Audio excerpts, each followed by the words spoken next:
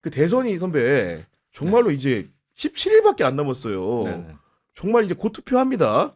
예, 그렇죠. 지금 어떤 네. 기분 드세요, 선배는? 이게 이제 처음에 12.3 내란 일어나고는 야 이게 언제 지나가나 정말 그러니까, 하루하루가 네. 애탔는데 요새는 어떤 생각이 드냐면 애가 탄다. 그러니까 시청자분들은 여전히 많은 애가 타시는 것 같아요. 근데 저는 이번 대선이 이렇게 끝난다고 좀 아쉬움도 있어요. 그러니까 보다 많은 공약, 보다 많은 뭐 대한민국의 비전 이런 것들을 얘기할 시간은 또 없지 않았나? 이게 좀 하나의 어떤 축제, 국민과 네. 대선 후보들이 만들어가는 어떤 그런 어떤 미래의 대한민국을 설계하고 하는 자리일 수 있는데 우리가 너무 이 내란과 정치 현안에 이 파묻혀 갖고 그거 싸워서 이기느라고 정작 중요한 얘기들을 좀 많이 못하지 않았나. 네. 이게 이제 기자들의 병입니다. 이런 것들이 완벽해야지만이 좋은 얘기가 나와요. 이쯤 요만큼이라도 되면은 부족한 이제 게 예를 들면 있으면 성장 얘기만 있다. 왜 평등 얘기는 없냐 이런 그렇죠. 얘기들을 그러니까 그런 꾸며내는 게 기자들이거든요. 그러니까. 보면은. 네. 예, 그러니까 또 한편으로 그런 생각이 또 들어요. 그래갖고 야 나도 이제 기자병 걸렸나 보다. 그런 생각이 듭니다. 우리 정필 변호사님 어떻게 보고 계십니까? 총평하시면. 나 재밌게 보고 있어요. 근데 사실 저도 참 동의를 하는 게 이번 대선 같은 구도가 너무 빨리 잡혀버렸잖아요. 그러다 보니까 공약 같은 거에 대한 이야기가 되게 좀 적고 그리고 저는 약간 이제 이건 의사병이에요. 기자병이 아니고 원래 의사병인데 환자가 좋아지면 의사들은 불안해요. 환자가 상태가 호전되면 오히려 약간 좀 불안한 네. 마음을 갖거든요. 그러니까 약간 좀 이렇게 사회 어떻게 보면 선거라는 게 국가의 미래에 대한 뭐 이런 것도 있지만 사회 갈등을 치유하는 역할도 저는 분명히 있다고 생각하거든요. 맞습니다. 네. 근데 이번 선거에는 사회 갈등을 치유하는 역할을 좀 못하고 있지 않나. 오히려 그게 좀 증폭되고 있지 않나. 좀 그런 걱정도 좀 있어요. 그럼에도 불구하고 공식 선거운동 기간이 개시된 이후에 그 여야 후보 누구 할 것 없이 다 영남 지역에 이제 올인하는 형국이 연출됐는데 지금 이재명 후보의 지지율이 TK 지역에서도 굉장히 상승세는 맞지 않습니까? 지금 상황적으로. 예, 여론조사 꽃이 조사한 거 보니까 35% 6% 이렇게 그러니까요. 나왔더라고요. 예. 예, 그 표본이 15,000이니까 상당히 좀 그 의미 있는 조사라고 봐야 되는데 네. 뭐 그렇다라고 하면 놀라운 거죠. 예. 네. 아니, 그런 이유가 영남 지역에서도 결국은 김문수 후보를 맹목적으로 지지하는 사람들 수가 줄었다는 거 왜일까요? 아, 이게 이제 저는 뭐 정치 전문가는 아닌데 네. 국민의힘 이걸 보면 새벽 3시 4시에 후보 공고 내고 이게 와, 이제 50년대 60년대 공산당들도 이렇게는 정치 안 했습니다. 기습적으로. 진짜. 네. 예, 북조선 노동당도 이런 식으로는 안 할 거예요. 근데 지금 그걸 21세기 민주주의국가 대한민국에서 하고 있는 거를 다들 보셨으니까 네. 정말 나라를 일본에 팔아먹어도 우린 지지하겠다라고 하시는 분들만 진짜 이제 남은 거고 좀 흔들리지 않나 싶습니다. 그 홍준표, 홍사랑도 넘어왔잖아요. 맞아요. 네. 제가 알고 있기로는 TK 지역에서 계속 그런 식의 선언이 있을 걸로 알고 있거든요. 야. 유림도 안동의 뭐 유림도 지금 또, 그분들도 지지했죠. 이재명 네. 선언했고 그런 식의 것들이 좀 계속 나오면 네. 이번에는 그래도 좀 흔들리지 않을까. 그리고 전 이게 중요하다고 보는 게 그래서 이재명 후보가 돼서 만약에 잘한다라고 해서 정책을 잘해서 그 맛을 한번 보면 그 효과를 한번 느끼면 네. 그런 것들이 이제 지역 감정을 보다 좀 근본적으로 해체할 수 있는 네. 어떤 토대가 될 것 같아서 굉장히 긍정적으로 보고 있습니다. 결국은 또 이번 대선 직후 1년 후에 바로 지방선거가 치러지기 때문에 영남 지역에서 얼마나 득표하는가는 사실은 김문수가 이기고 지고의 문제가 아니고 토대의 측면에서 굉장히 중요하지 않습니까, 변호사님? 저는 이제 이걸 숫자적인 면에서 그냥 생각을 해보면 저는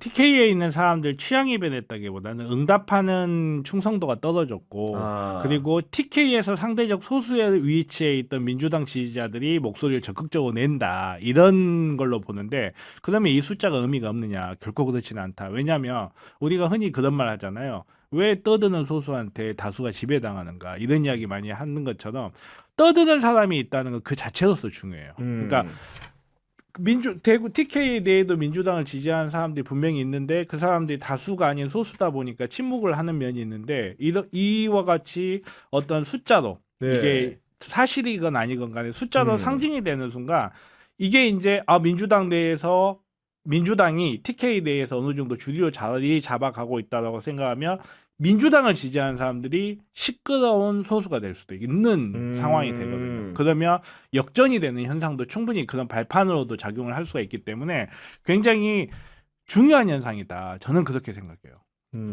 그런 관계 역전의 상황들이 연출되고 있다 보니까 이재명 후보가 어쨌든 간에 각종 여론조사에서 독보적으로 1위를 달리고 있는 상황이고 지금 과반을 가리키는 조사도 굉장히 많은데 그럼에도 불구하고 지지자들 같은 경우에는 그 테러 위협을 굉장히 걱정을 많이 하는 것 같습니다. 예, 예. 그러니까 이것도 또 기자병인데 이게 이제 그 테러병을 의심하시는 분들의 마음은 충분히 이해하겠어요. 네. 근데 이제 이재명을 적극적으로 지지하지 않는 중도층이나 혹은 이제 어떤 이재명 대표를 별로 좋아하지 않는 분들이 봤을 때 되게 눈꼴시게 보지 않을까가 되게 좀 걸려요. 예. 우리끼리만 너무 이제 다 됐어. 테러만 안 나가면 돼. 그리고 유세도 하지 마세요. 만나지 마세요라고 하는 게 중도층에 있는 사람들이 어떻게 볼까가 솔직히 그렇죠. 잘 모르는데 그게 네. 이제 기자로서는 한 번씩 이 좀 괜찮은 건가? 우리가 너무 이렇게 테러만 안 당하면 돼 이런 식으로 방송하는 게 유리한 걸까? 이런 생각을 한 번씩 합니다. 근데 그거는 저는 걱정만 하지 그게 뭐 제가 답을 갖고 있지는 않아요. 그렇죠, 근데 그렇죠. 그 걱정이 과한 걱정이 아닌 게 12월 3일 전까지만 하더라도 대선 후보가 테러를 당할 가능성과 대한민국 대통령이 비상기업을 할 가능성을 따지면 테러 가능성을 당연히 높게 봤을 거예요. 그렇지 않습니까? 맞습니다. 비상기업은 네. 저는 민주당에서 얘기할 때만 해도 왜 저래? 솔직히 이렇게 생각했거든요. 너무 과한 거 아니야? 뭐 그랬었는데 하는 걸 보니까 뭐 네. 뭐라고 할 수는 없죠. 예, 그렇죠, 걱정이 네. 되는 거고 뭐 구체적인 제보가 있다라고 하니까. 예. 그리고 실제로 부산에서 이재명 후보 같은 경우에 과거에 피습을 당한 적이 있다 보니까 그렇죠. 예. 이번엔 새로운 방식으로 또 이렇게 테러를 가하지 않을까, 물리적인 위협을 가하지 않을까 싶은 것이고 아까 우리도 장희 선배처럼 똑같이 계엄 얘기가 나왔을 때 야 너무 과한 거 아니야 했는데 그런 일이 현실화되다 보니까 혹시나 그런 테러 공작이 있을 수 있지 않을까 생각을 저도 하게 됩니다. 마이클 잭슨이 자기 집에 지구에 혜성이 충돌했을 때를 대비한 지하 벙커가 있었대요. 그래요? 아세요? 들어본 것 그쵸? 같습니다. 네, 들어보셨죠? 네. 왜 그랬을까요? 왜 마이클 잭슨이 그걸 했을까요? 만에 다른 하나? 건 다 갖고 있으니까 그래요. 아. 지금 민주당 입장에서는 어떻게 보면 이게 슬픈 현실이기도 한데 사실 걱정할 게 테러밖에 없다라는 것이기도 해요. 지금 현재 테러를 적극적으로 걱정한다는 게. 그리고 지금 테러가 우리 지금 말씀하셨다시피 12.3 계엄이라는 엄청난 사건도 겪었고 그리고 불과 1년여 전에 이재명 대표님 피습 사건을 겪었잖아요. 그런 부분에서 이제 여러 가지로 사람들이 지지자들이 걱정을 하는 과정에서 이런 일이 있지 않을까라고 저도 생각을 좀 하는 편이고 사실 이제 제가 이름난 밀떡으로서 여러 가지 이제 나름대로 이제 검증을 해보는데 네. 뭐 러시아제 2km 사정거리 저격총이 들어왔다 그러니까, 뭐 이런 네. 이야기가 막 나오거든요. 사실 2km 정도 사격 거리가 나오는 저격총이 몇 개 안 돼요, 사실은. 종류가 몇 개 네. 안 돼요. 그리고 그런 거는 크기가 워낙 커가지고 어떻게 휴대를 할 수가 없어요. 그런 크기는. 네. 그러니까 휴대는 할 수 있는데 남들 눈에 안 띄게 휴대할 방법이 별로 없어요. 그러니까 약간 좀 이제 이런 식으로 저런 식으로 거르게 되고 그리고 요즘은 이제 테러가 조직적 형태의 테러에서 최근에는 론울프 형태로 바뀌거든요. 왜냐하면 국가기관들이 정보를 장악하는 힘이 워낙 크다 보니까 2명, 3명이서 통화만 해도 그 내용이 어떤 식으로든 발각이 되기 마련입니다. 노출될 수 있다. 노출되기 네. 마련입니다.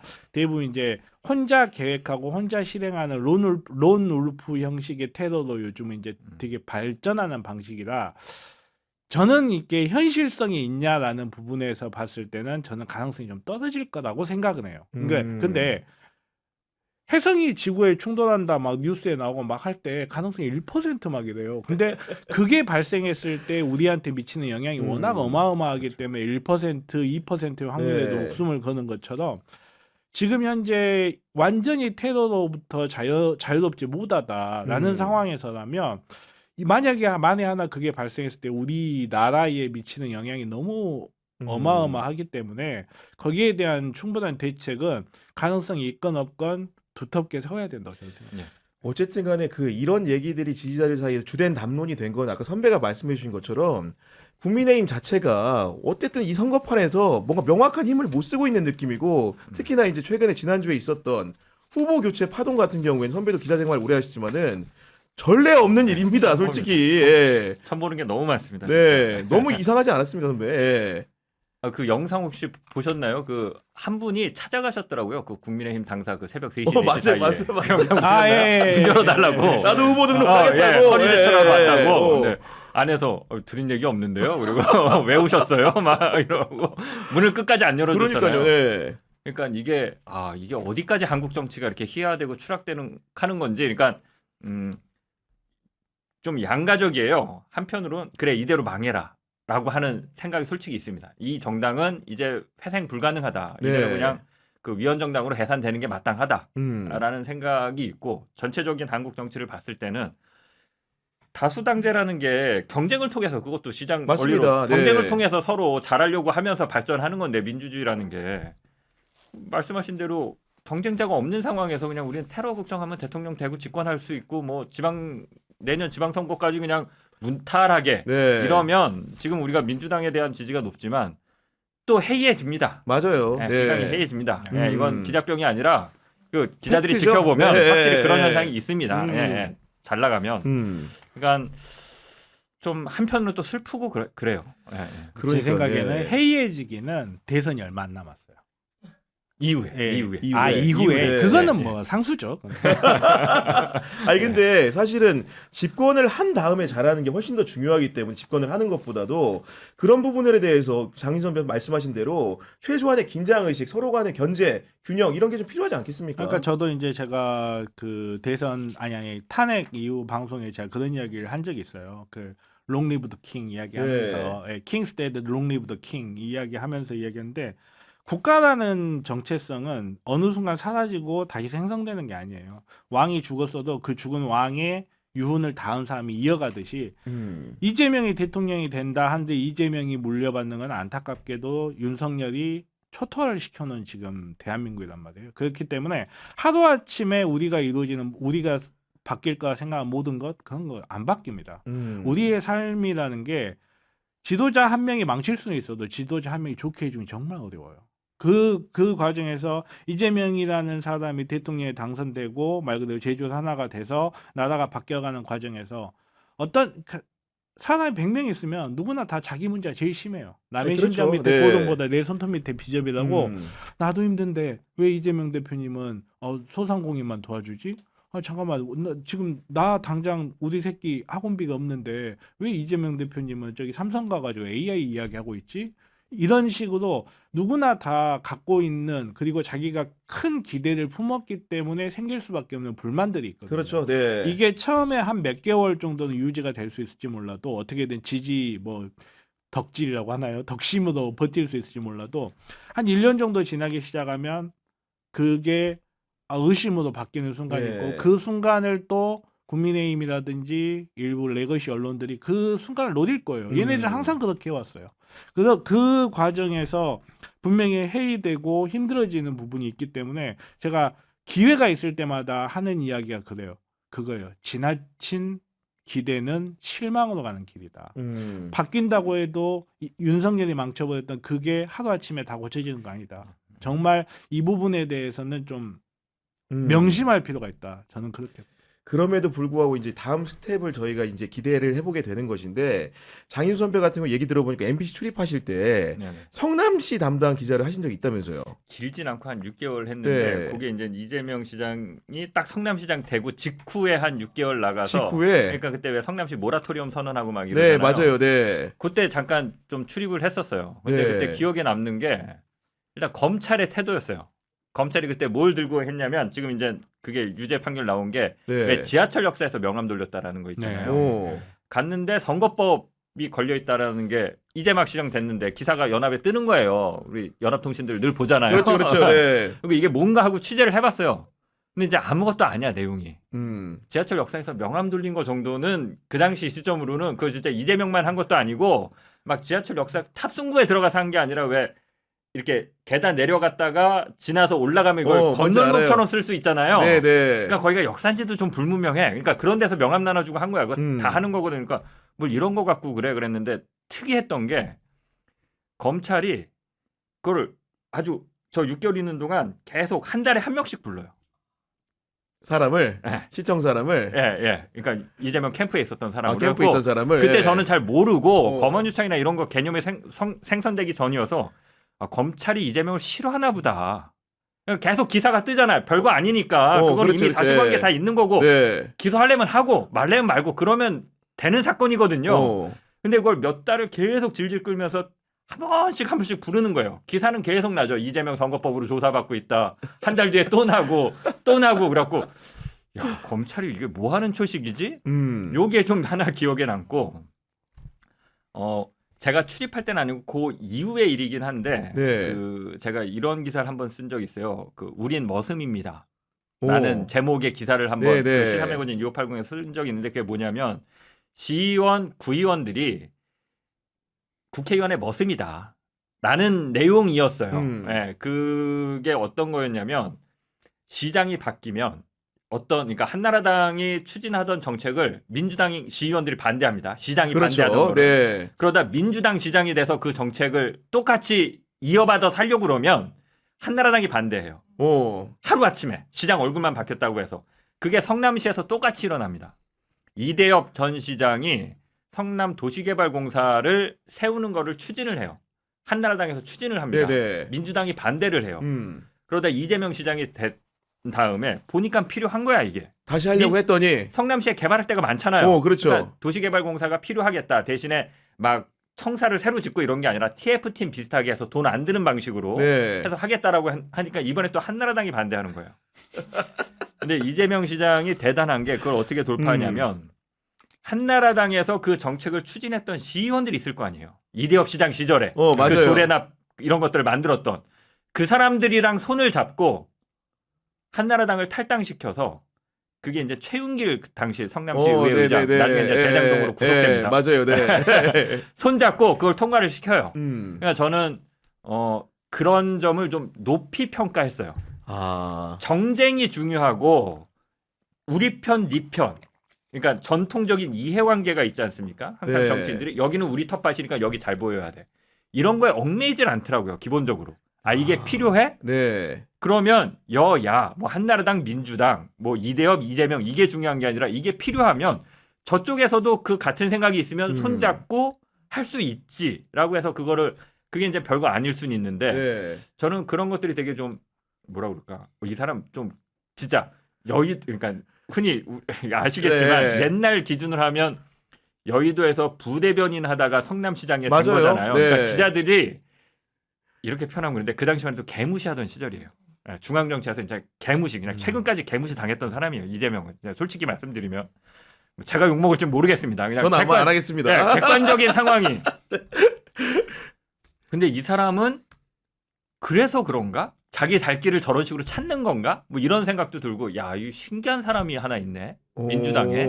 이런 느낌이 그때부터도 강했어요. 야, 이번 대선 국면에서 보면은 사실은 일 잘하는 이미지를 표방을 하면서 진보든 보수든 가리지 않고 진짜 대한민국을 만들기 위해서 연합하겠다, 융합하겠다고 하는 말이 장인 선배 얘기를 들으니까 거짓말은 아닌 것 같은데 실제로 그런 합종 연행이 많이 일어나고 있습니다 지금. 네, 지금 네. 선거에 봐도 인선을 하는 걸 봐도 분명히 그런 의지가 분명히 드러나고 있고 그리고 실용주의라는 게 사실 별거 아니잖아요. 어떻게 보면 정치하고 실용주의가 반대말이 아니에요. 사실은 정치라는 것을 하는 이유도 어떻게 보면 한정된 자원을 어떤 식으로 배분하고 우리에게 다가오는 미래를 네. 어떤 식으로 대응할 것인가에 관한 문제이기 때문에 이것도 사실 알고 보면 실용의 문제인데 거기에 대해서 이제 기존의 우리나라의 어떻게 보면 조선시대 이후로 애석 논쟁부터 시작해서 이어지는 그 당파 싸움 같았다. 네. 그 정치에 새로운 변화를 일으킬 수 있다는 점에서는 높이 사지 않을 수가 없죠. 그 부분은.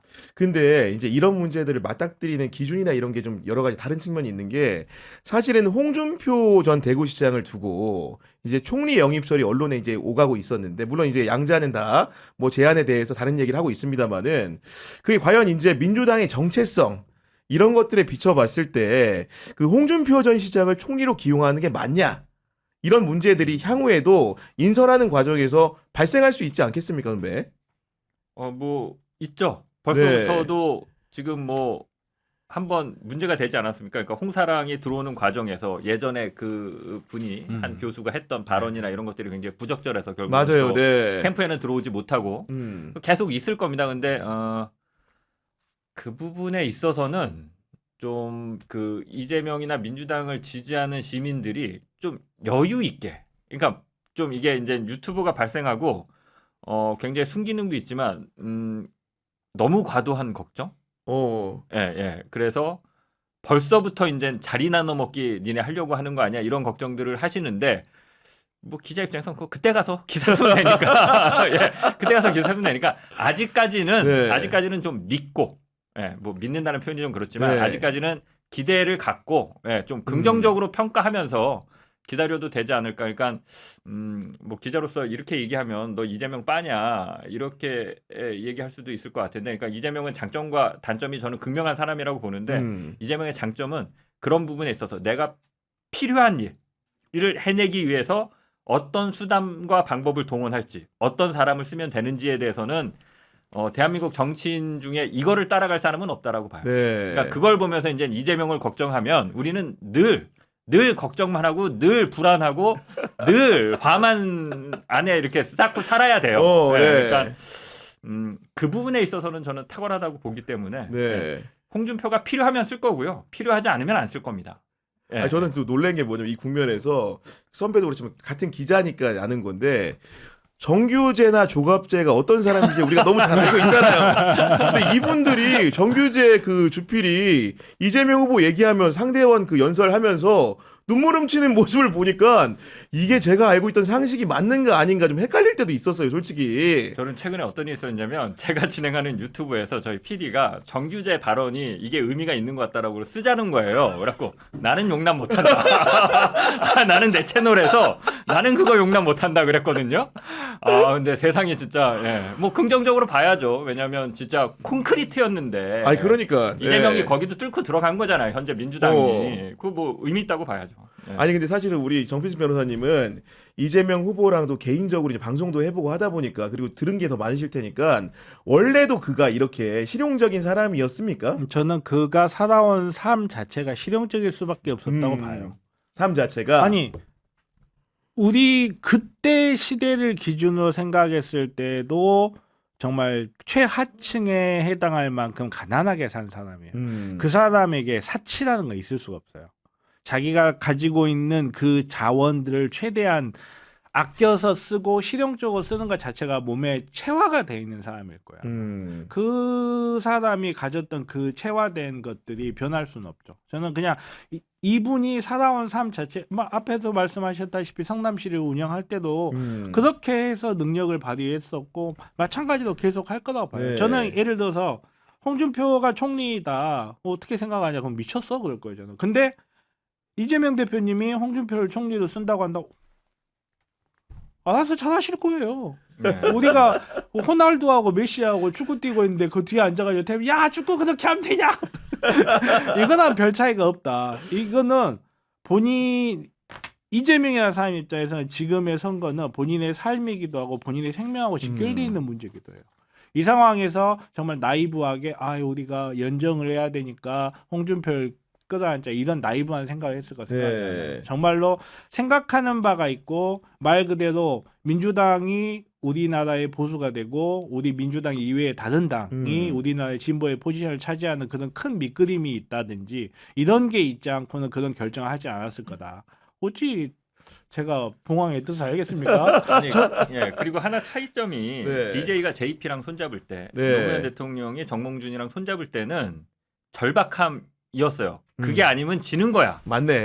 대선에서. 네. 지금은 우리가 이기기 위해서 하는 게 아닙니다. 알아서 투항하는 과정이에요. 그러니까 그렇네. 그거를 애써 우리가 내칠 필요는 없어. 그러니까 우리란 표현은 좀 그렇고, 그러니까 민주당이 구태여 내칠 필요가 없고 오히려 자신감의 표현, 이기는 과정으로 저는 봅니다. 그리고 변호사님 실용주의를 말씀하셨는데 이재명 후보에 저는 그러니까 이재명 후보를 높게 평가하는 게 저도 딱 그거거든요. 얽매이지 않는다. 방금 말씀드렸지만 제가 또 인상 깊게 봤던 게 이재명 후보가 경기도지사가 막 됐을 때 또 그 수원을 한 그 2달 담당하셨어요? 나갔거든요. 아, 그랬구나. 네, 딱 2달 네. 정도 그때는 길진 않았고 근데 그 2달 동안에 또 인상적이었던 게 뭐냐면 이재명 후보가 공무원들 명찰 달라고 그랬어요. 명찰을 달아라. 예.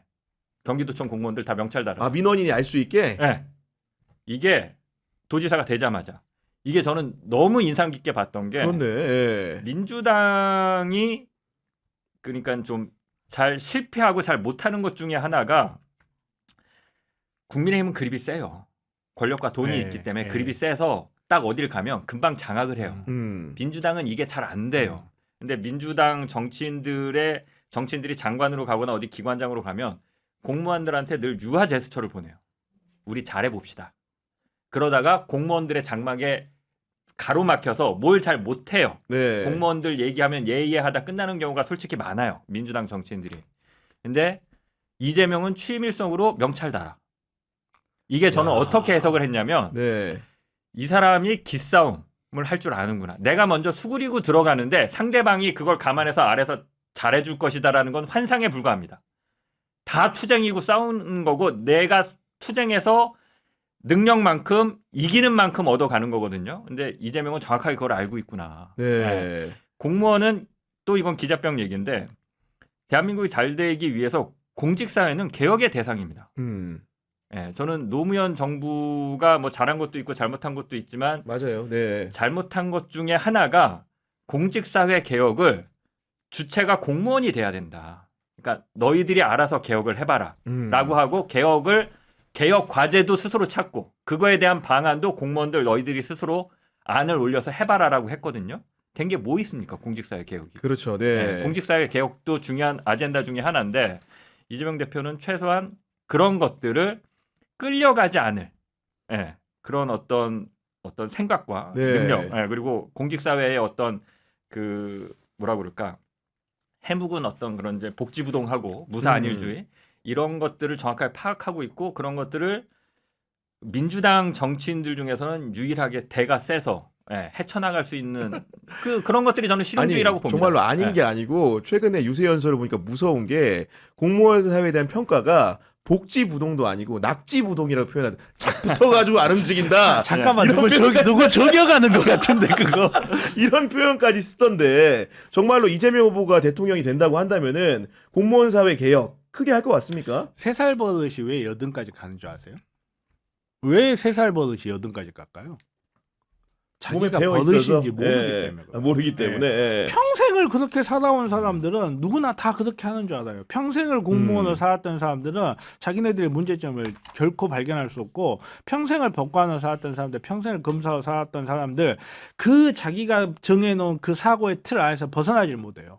항상 뭐 조직 예를 들어서 의료계다. 의료계다 하면 뭐 개정만 하려고 하면 의료계의 현실을 모르는 소리다 막 이런 이야기 하잖아요. 현실대로만 하면 개정을 어떻게 해. 자정이란 거 환상이에요, 그냥. 자정을 시키려면 뒤지게 두드려 팬 다음에 맞습니다. 그렇게 해야 되거든요. 그걸 가장 잘하는 사람이에요. 왜냐하면 저는 다시 한번 이야기하는데 이분이 살아온 궤적이 그래요. 이분이 살아온 궤적이 가장 바닥에서 가장 없이 살아왔기 때문에 자기 눈에 보이는 모든 것들이 부조리였을 거예요. 자기 눈에 보이는 모든 것들이 이상했을 거예요. 그것을 자기가 오히려 정규적인 과정으로 들어오는 과정에서 자기가 보아왔던 이상한 것들에 대한 교정 과정까지 겪어왔기 때문에 저는 공무원 개혁만큼 완벽하게 해낼 거다. 야, 다른 거는 저는 솔직히 안 봐요. 요것만 잘해도. 맞습니다. 요것만 잘해도. 그걸 잘하기가 좀 너무 힘들기도 하죠. 솔직히 말씀드리면. 사실 힘듭니다. 네. 예. 저희도 기자로서 많이 겪어보지 않습니까? 네. 관피아들의 벽은 정말 네. 두텁습니다. 그럼요. 실제 보면 네. 알지만. 끝으로 어쨌든 간에 6월 3일 대선 이후에는 새로운 정부가 들어설 텐데 이런 여러 가지 응축된 감정들을 해소하기 위해서 바라는 바 이런 것들을 좀 이렇게 말씀해 주시면은 경청해 보도록 하겠습니다. 저는 계속해서 얘기하는 게 그 검찰개혁, 언론개혁이 정말 그 옛날 촛불 혁명 때부터 나왔던 건데 그게 잘 안 돼서 이 윤석열이라는 괴물 정권이 또 들어섰다라고 생각하고 네. 있거든요. 그래서 이번에는 정말 검찰개혁, 언론개혁이 완수돼야 된다라고 생각하고 근데 정말 어려운 게 이건 기자들도 생각이 다 달리는 건데 갈라지는 부분인데 언론개혁이 검찰 개혁이랑 사법 개혁은 좀 될 것 같아요. 좀 예, 분위기가 이번에. 좋아서. 예. 근데 언론 개혁은 사실 민간 영역이기 때문에 함부로 칼을 들이대면 음. 바로 언론 탄압 프레임으로 엮입니다. 맞아요. 그래서 이건 예. 굉장히 어려운 부분인데 그렇다고 해서 안 할 수 없는 게 언론 개혁입니다. 저는 뭐 검사나 판사보다 더 악랄한 게 악의 축이 언론이라고 생각하고요. 친일 그러니까 일제 때부터 지금까지 헤게모니 군사 독재 정권 뭐 민주화 삼김 이후에 네. 계속 그 헤게모니를 놓고 쥐지않는 게 이 보수 언론이라고 생각하거든요. 이걸 반드시 해체하고 힘을 빼고 예, 국민들 시청자들한테 봉사하는 언론, 네. 대한민국이 어디로 가고 있는지 정확하게 기록하는 언론으로 다시 날리려고 하면 언론 개혁이 반드시 돼야 된다. 그래서 저는 뭐 경력이 이렇게 길진 않지만 나름대로 레거시 미디어라고 하는 곳에서 만 19년 있었기 그러니까요. 때문에 네. 그걸 토대로 해서 계속해서 어느 지점을 타격해야 되는지 제가 알려주려고요. 제가 여기를 건드려야 돼. 언론 개혁하려고 하면 기자들이 이런 거 아파해. 사주들이 이런 거 싫어해. 예. 예. 마지막으로 그래서 계속 정치수 그쪽으로 변호사님도 활동하려고 한 말씀 합니다. 부탁드립니다. 예. 방금 전에 앞에 저 말 하셔서 제가 되게 뜨끔한데 저는 딱 두 가지를 바래요. 우선은 이재명 대표님이 대통령이 되시면 다른 건 모르겠는데 정말 인사할 때 눈치 보지 마라. 인사할 때 눈치 보지 마라. 레거시 언론에서 뭐라고 난리를 치든지 내가 발로 뛰어다니면서 하루에 10개씩이라도 방송이라도 해서라도 어떻게든 그거는 커버 칠 테니까 정말 뭐 전과가 있니 없니 과거에 이런 문제가 있었니 없었니 저는 이재명 정권에서 윤석열을 총리시킨다고 해도 저는 반대 안 할 거예요. 정말로. 그리고 두 번째로 저는 정말 개인적으로 꼭 바라는 게 종전선언이에요. 종전선언. 네, 저는 종전선언이 돼야 된다고 봐요. 왜냐하면 대한민국이라는 나라를 의사의 눈에서 보고 있으면 어떤 게 생각이 나냐면요. 장기적인 스트레스 상황에 노출되어 있는 사람 같아요. 그걸 보는 것 같아요. 밑에 깔려 있으니까. 예. 네, 늘. 그거를 해소를 하는 방법은 저는 그거를 해소해야 지금 우리나라가 갖고 있는 모든 문제들이 하나씩 풀려나간 단초가 될 거라고 봐요. 그래서 저는 문재인 대통령이 비록 못했지만 지금 트럼프잖아요. 맞아요. 트럼프는 지금 보면 지지율 작살나고 있어가지고 얘 내가 봤을 때 종전선언 하자고 하면 좋다고 뛰어올 거야. 저는 꼭 네. 종전선언까지 이루어졌으면 좋겠어요.